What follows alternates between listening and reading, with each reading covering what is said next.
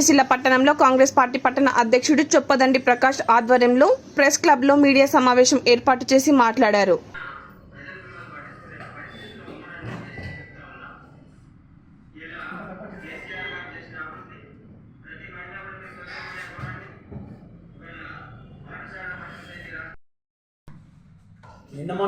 నిన్నటి రోజు కానీ మొన్నటి రోజు కానీ టీఆర్ఎస్ నాయకులు రకరకాలుగా మాట్లాడుతున్నారు. కాంగ్రెస్ పార్టీకి సంబంధించినటువంటి ఒక మన బీసీ బిడ్డ వేములవాడ శాసనసభ్యులు అలుపెరగకుండా పోరాటం చేసి ప్రజల మనిషిగా ఉండి కుబేరుల మధ్యలో కుచేలున్న ప్రజలచే ఎన్నుకోబడ్డటువంటి ఆది శ్రీనివాస్ గారు ఒక కుబేర్లను అంటే స్థానికంగా ప్రజల సమస్యలు పట్టించుకొని నేతలను ప్రజలు గుణపాఠం చెప్పి ఆది శ్రీనివాస్ గారిని గెలిపించిన విషయాన్ని మొదలు గుర్తుపెట్టుకోవాలని చెప్తా ఉన్నాను. అదే ప్రకారంగా మహేందర్ రెడ్డి గారు సిరిసిల్ల నియోజకవర్గంలో ఓడిపోయినప్పటికీ కూడా ప్రజలను పట్టుకొని ప్రాంతాన్ని పట్టుకొని ఈ ప్రాంతంలో పుట్టిన బిడ్డగా ఈ ప్రాంతవాసిగా ఈ ప్రాంతంలో ఉన్నటువంటి అనేక సమస్యలన్నీ కూడా తీర్చడానికి కంకణం కట్టుకొని ముందుకు సాగుతున్నటువంటి మహేందర్ రెడ్డి గారు, ఈ మహేందర్ రెడ్డి గారి నాయకత్వాన్ని అక్కడ ఆది శ్రీనివాస్ గారి నాయకత్వాన్ని ఈ కాంగ్రెస్ పార్టీ బలోపేతం అవుతుంది, మా పార్టీ అడ్రస్ గల్లంతయ్యే పరిస్థితి ఉన్నదనేటువంటి పరిస్థితుల్లో ఇవాళ ప్లస్ స్టేషన్లో మీ నాయకత్వం మాట్లాడుతుంది అని చెప్పి భావించక తప్పదు. ప్రజలు కూడా అదే గమనిస్తారు. కాంగ్రెస్ పార్టీకి వస్తున్నటువంటి ఆదరణ వేములవాడ నియోజకవర్గంలో కానీ జిల్లా వ్యాప్తంగా ఇవాళ ఆది శ్రీనివాస్ గారు ప్రజల మనిషిగా 18 గంటలు 20 గంటలు ప్రజల కోసం ప్రజల మనిషిగా పనిచేస్తున్నటువంటి మనిషి ఆది శ్రీనివాస్ గారు.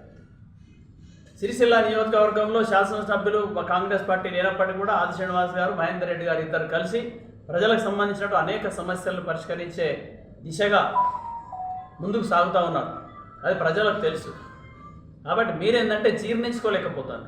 తర్వాత ఒక బీసీ బిడ్డను, ఎందుకంటే మనము అగ్రవర్ణాల చేతుల్లో ఎదిగినటువంటి వాళ్ళం కాబట్టి మీరంతా ఆ భావన అదే రకంగా ఉంటుంది అన్నమాట. ఎంతసేపు అదే భజన ఉంటుంది, అదే భావన ఉంటుంది.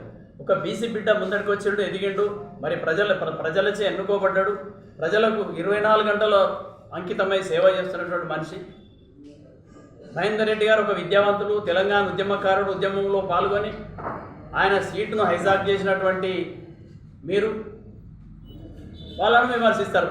ప్రజలచే ఎన్నుకోబడలేదని, ఆయనే ముఖ్యమంత్రి యొక్క ప్రాపకం పొందాడని చెప్పి ఆయన యొక్క ప్రజల మనిషిగా గుర్తింపు పొంది అనేక సంవత్సరాలుగా ప్రజల్లో ఉండి స్థానిక సంస్థల నుంచి జడ్పీటీసీగా, ఎంపీపీగా, విద్యార్థి నాయకుడిగా ఉండి ముందుకొచ్చినటువంటి ప్రజల మనిషి ఆది శ్రీనివాస్ గారు. ఊరికేదో ప్రాపకం పొంది విప్పు పొందినటువంటి వ్యక్తి కాదు ఆయన. అనుభవంతో ప్రజా సమస్యలు పరిష్కారంలో అనుభవం, ప్రాంత సమస్యల అనుభవం, ఇవన్నీ తెలిసిన వ్యక్తిగా, సుదీర్ఘ రాజకీయంగా ఉన్నటువంటి సుదీర్ఘ కాలం ఉన్నటువంటి వ్యక్తిగా ఆయనకు పదమైనటువంటి రావడం జరిగిందని, ప్రాపకంతో కాదు అనేటువంటి విషయం చెప్తా ఉన్నాం. ఓర్వలేక మాట్లాడుతున్నటువంటి బిడ్డ మీరంతా. ముందుగా పాత్రికేయ మిత్రులను నమస్కరిస్తూ, నిన్నటి రోజున కొందరు వ్యక్తులు ఇక్కడ ప్రజాక్షేత్రంలో లేని వారు పనులు చేస్తారని చెప్పారు. అసలు నేను గతంలో కూడా ఒకసారి చెప్పిన, మీ యొక్క అధ్యక్షుల వారినే ప్రజాక్షేత్రం నుండి తప్పించారు కాబట్టి అప్పుడు నైతిక విలువలను పాటించి ఇప్పుడున్న ఎమ్మెల్యే పదవి కూడా రాజీనామా అయ్యేవారు. అవన్నీ మర్చిపోయి మీరు ఏదో పట్టుకొని ప్రజాక్షేత్రంలో లేదని మా మహేందర్ రెడ్డి గారిని అనడము పరోక్షంగా కరెక్ట్ కాదు. గతంలో కూడా చెప్పినటువంటి దాన్ని మీరు పాటిస్తలేరు. మీ నాయకుడికి చెప్పండి, ఉన్న నాయకుడు ఇక్కడి గురించి సమస్యల గురించి పట్టించుకోరు. ఎమ్మెల్యే అయినప్పటి నుంచి, గతంలో మంత్రి ఉన్నప్పటి నుంచి 9వ ప్యాకేజీ, 10వ ప్యాకేజీ, 11, 12 ఇంతవరకు పట్టించుకున్న పాపన పోలేదు. తంగలపల్లి, ముస్తాబాద్, వీర్నపల్లి, మిడ్మానేరు వీటికి రావాల్సినటువంటి నీళ్ళ గురించి పట్టించుకున్న పాపన పోలేదు. అట్లా కాకుండా కొండపోచమ్మకు వాళ్ళ యొక్క బావగారికి అవసరమైనటువంటి నీళ్లు తీసుకుపోవడం జరిగింది. వాళ్ళ తండ్రి ఫామ్ హౌస్కి తీసుకుపోవడం జరిగింది. కానీ ఇది ఎందుకు కంప్లీట్ చేయలేదు? మీరు మాటలు మస్తు మాట్లాడతారు, యూట్యూబ్లో అంటారు, అవి అంటారు. మీరు పెట్టుకున్న ఛానల్లో మస్తు వస్తుంటాయి, ఎవరు మాట్లాడినా ఏది పడితే అది వస్తూనే ఉంటుంటుంది. పోతే మా యొక్క విప్పు ప్రజాక్షేత్రంలో నుండి 4 సార్లు ఓడిపోయిన ప్రజల మనిషిగా ఉండి మీ యొక్క వ్యక్తిని మట్టి కనిపించినటువంటి గొప్ప బీసీ నాయకుడు. ఆయన ఒక 1000 కోట్లు తెచ్చింది, సంవత్సరం లోపలే ఒక 1000 కోట్లు తెచ్చాడు. నువ్వేం చేస్తున్నావు మరి? దాని గురించి మాట్లాడు రాదు. మహేందర్ రెడ్డి గురించి మాట్లాడము, ఏది డెవలప్మెంట్ గురించి, రోడ్లు ఉన్నా కానీ ప్రతి చోట రోడ్లు ఉన్నా కానీ ఇవాళ సెంట్రల్ గవర్నమెంట్ అనేది నితిన్ గడ్కరీ చేతిలో రోడ్లు శాఖ ఉంది కాబట్టి ప్రతి రాష్ట్రంలో ప్రతి ఊర్లు ప్రతి రోడ్లు చాలా అందంగా తీర్చిదిద్దబడుతున్నాయి. ఇదేదో మీరు చేసిన ఘనత కాదు.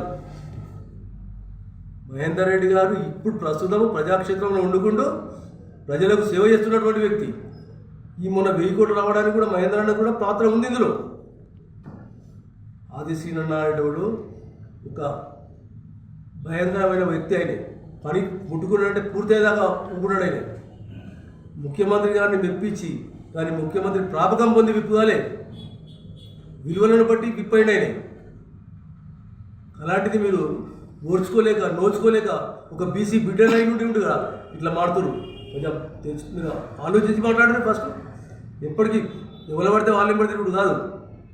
మనం కూడా బీసీల మన జ్ఞానం ఉండాలి.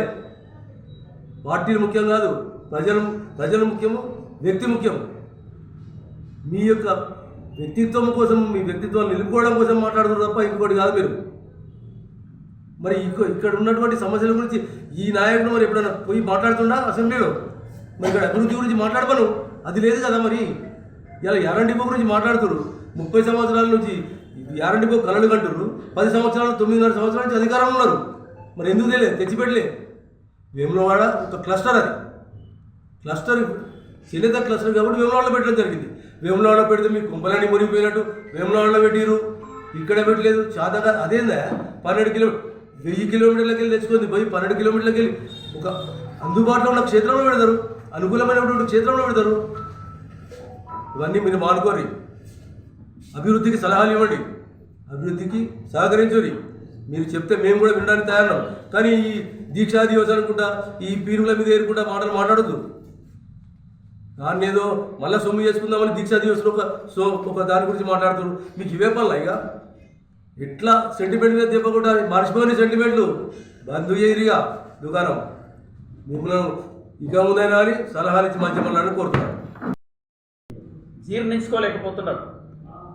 ఇక్కడ యార్ని డిపో గురించి ఇప్పుడే మా అధ్యక్షుల వారు చెప్పినట్టుగా యార్ని డిపో వేములవాడలో పెట్టడం వల్ల కేవలం సిరిసిల్లాలో ఉన్నటువంటి వస్త్ర పరిశ్రమలు కానీ యార్ను ఉపయోగించినటువంటి వినియోగదారులు కానీ ఎవరు కూడా వేములవాడలో ఎందుకు పెట్టిండ్రు అనేటువంటి విషయం ప్రశ్నిస్తలేదు. కానీ మీకే వచ్చింది కడుపున కథ. వేములవాడలో పెట్టడం బోయినపల్లి, ఘర్షగుర్తి, వేములవాడ ఇతర ప్రాంతాల్లో పవర్ లూమ్స్ ఉన్నాయి. అక్కడ అదొక క్లస్టర్, అది అందరికీ అందుబాటులో ఉంటుంది. ఒక క్షేత్రం ఉంటూ ఉంటుంది. తర్వాత 12 కిలోమీటర్లు 10 కిలోమీటర్లు మనకు టెక్స్టైల్ పార్క్ నుంచి తీసుకొచ్చుకున్నా అంతే డిస్టెన్స్ ఉంటుంది. అపరేల్ పార్క్లో గోడౌన్ పెట్టి తీసుకొచ్చుకున్నా అంతే డిస్టెన్స్ ఉంటుంది. కాబట్టి అక్కడికి ఇక్కడ పెద్ద తేడా. అది క్లస్టర్ అనేటువంటి గుర్తింపు పొందినటువంటి జౌలి శాఖ ద్వారా ఉన్నటువంటి పరిస్థితుల్లో అక్కడ పెట్టడం జరిగింది అని చెప్పి మీ నాయకత్వానికి చెప్తా ఉన్నాం. ఇది ఒకసారి గుర్తుంచుకోవాలి, మననం చేసుకోవాలి. మీరు వీళ్ళకి లేని కడుపు నొప్పి మీకు ఆశపడ్డది. అక్కడ పెట్టిండ్రు, యార్ని డిపోకి అక్కడ పెట్టింది. ఇక్కడ మీరు చేయండి, మేము చేసినాం, మా ప్రభుత్వం చేసింది. ఇది కరెక్ట్ కాదు. తర్వాత ఏంటంటే ఇప్పుడు ఎప్పుడు కూడా అధికారంలో ఉన్నప్పుడు ఐఏఎస్లను కానీ ఐపీఎస్లను కానీ మీ యొక్క పార్టీకి అనుగుణంగా వాడుకున్నటువంటి అలవాటు పడ్డోళ్ళు కాబట్టి లోకమంతా పచ్చగామిర్లలో లోకమంతా పచ్చగానే కనబడుతుందట. కాబట్టి మా కాలంలో ఐఏఎస్లు ఐపీఎస్లు ఏ విధంగా వాడుకున్నామో ఇప్పుడు కూడా వాళ్ళు కూడా అదే విధంగా పనిచేస్తున్నారనేటటువంటి భావనతోని జీర్ణించుకోలేక అంటే దాని యొక్క అదే ఆలాపనలో ఈ కలెక్టర్లను విమర్శించడం జరిగింది అనేటువంటి విషయాన్ని గుర్తు చేస్తాము. కలెక్టర్ అన్నీ కూడా బయటకు తీస్తాడు. గతంలో జరిగినటువంటి భూ విషయాలలో కానీ ఇతర విషయాలలో కానీ అన్ని లోపాలన్నీ కూడా తీస్తూ సరిదిద్దే క్రమంలో ఆయన చేసుకుంటూ పోతా ఉన్నాడు. ఏ ప్రభుత్వం ఉన్నా కానీ ఐఏఎస్లు ఐపీఎస్లు ఆ ప్రభుత్వ విధానాలకు అనుగుణంగా ఆ ప్రభుత్వ ఆలోచన విధానానికి అనుగుణంగా పనిచేస్తారనేటువంటి ఇంగిత జ్ఞానం మనం తెలుసుకోవాల్సిన అవసరం ఉంటుందని చెప్పి చెప్తాము. మరి మిత్రులందరూ కూడా నమస్కారం తెలియజేస్తూ, మరి ఈ కాంగ్రెస్ ప్రభుత్వం వచ్చిన సుంది టీఆర్ఎస్ ఉన్నటువంటి వ్యక్తులందరూ కూడా దెబ్బతిన్న ఉంటాయి, చూడు పడిపోతాయి లేస్తాయి. ఎందుకు మాట్లాడుతున్నారు? అవసరం లేదు. ఎందుకంటే మేము ఎన్నడన్నా మీ గురించి ఎప్పుడన్నా మాట్లాడినామా? మేము ప్రభుత్వం లేకుండా 10 సంవత్సరాలు సపరేట్ కూర్చున్నాం. మమ్మల్ని పట్టేయలే పోలీస్ స్టేషన్లో, మమ్మల్ని పోలీసు వాళ్ళతో పట్టేయలే. దాదాపు నేను ఒక 1000 సార్లు పోలీస్ స్టేషన్కి అయినా 10 సంవత్సరాలు పోలీస్ స్టేషన్లో రాసుకొని సంతకాలు పెట్టుకొని బయటకు వచ్చాం. మరి మేము ఇప్పుడు పట్టిస్తాం, బరాబర్ పట్టిస్తాం. ఒక్కొక్కరు ఎవ్వరు తప్పు చేసినా వాడిని పట్టించులే, అది విడిచిపెట్టులేదు. ఎందుకంటే కాంగ్రెస్ ప్రభుత్వం అనేది అందరికీ అందుబాటులో ఉన్నటువంటి కాంగ్రెస్ ప్రభుత్వం. మీ లెక్క మీ కార్యకర్తలకి చేసుకొని బయటకు కాదు. అదేవిధంగా మీరు మొన్న జరిగినటువంటి లెక్చర్న అలా జరిగినటువంటి కార్యక్రమంలో మరి ఎస్సీల ఎస్టీల భూములు ఇంకెక్కడ గుంజుకోలేదు మీరు? మాయ గుంజుకున్నారు. సిరిసిల్ల కాడ 100-200 ఎకరాల భూములు నాకేమన్నా ఇచ్చిందా చెప్పు? మీ ప్రభుత్వంలో 10 సంవత్సరాలు, మా కాంగ్రెస్ ప్రభుత్వంలో 76-77 ఇచ్చినటువంటి భూములు అవి ఇప్పటి వరకు కూడా మాకు 1 సెంటీమీటర్ భూమి ఇవ్వలేదు. ఎవరు? ఈ బీఆర్ఎస్ ప్రభుత్వం వచ్చిన సుఖి. చెప్పండి, గీడి ఇచ్చినామని చెప్పండి.